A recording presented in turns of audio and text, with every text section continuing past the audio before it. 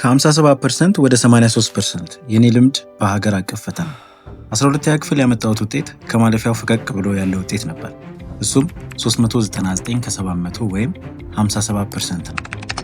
ይህ ለእኔ ከነበርኩበት የትምህርት ሁኔታ አንጻር የሚያሳፍር ውጤት ነበር።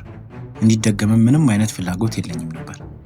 በዚህም ጊዜ ለራሴ ምክር መስጠት ነበረብኝ። ያብስራ፣ ምንድን ነው እንደዚህ አይነት ውጤት? ይህ እኮ ታሪክህ ነው። እንደዚህማ በጭራሽ መሆን የለበትም። ስለዚህ ህልሜን ለማሳካት ጉዞ ውጤታማ ለመሆን ተጀመረ። በመጀመሪያ የሚቀድመው ዩኒቨርሲቲ መመዝገብ ነው። ተመዘገብኩ። ከዛም እንደ ሁልጊዜው ማጥናት ጀመርኩ። ወደ ጥናት ስንመጣ የአጠናን መንገድ ማወቅ ከፈለጋችሁ ከዚህ በፊት በኤአይ ማጥናት ዙሪያ የሰራሁትን ቪዲዮ ማየት ትችላላችሁ። ለሱም ሰብስክራይብ አድርጉ። ፈተና ሲደርስ ደግሞ ጥያቄዎችን በመስራት እንዲሁ የሰራልኝን መንገድ እየሞከርኩ ያልሰራልኝን ደግሞ እየጣልኩ ቀጠልኩ። ግን ከሁሉም የተሻለው መንገድ ለፈተና ብዙ ጥያቄዎችን ልምምድ ማድረግ ነው።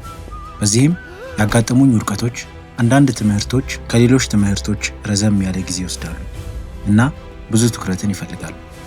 የተሻለው መንገድ ቀጥታ ከዚህ በፊት እንደተናገርኩት ወደ ኤአይ በመሄድ አሳጥሮ ማስታወሻ፣ ማስረጃ እና ተከታታይ ጥያቄዎችን በአንድ ርዕሰ ትምህርት ዙሪያ በመጠየቅ በጥልቀት ጥያቄዎችን መስራት ናቸው።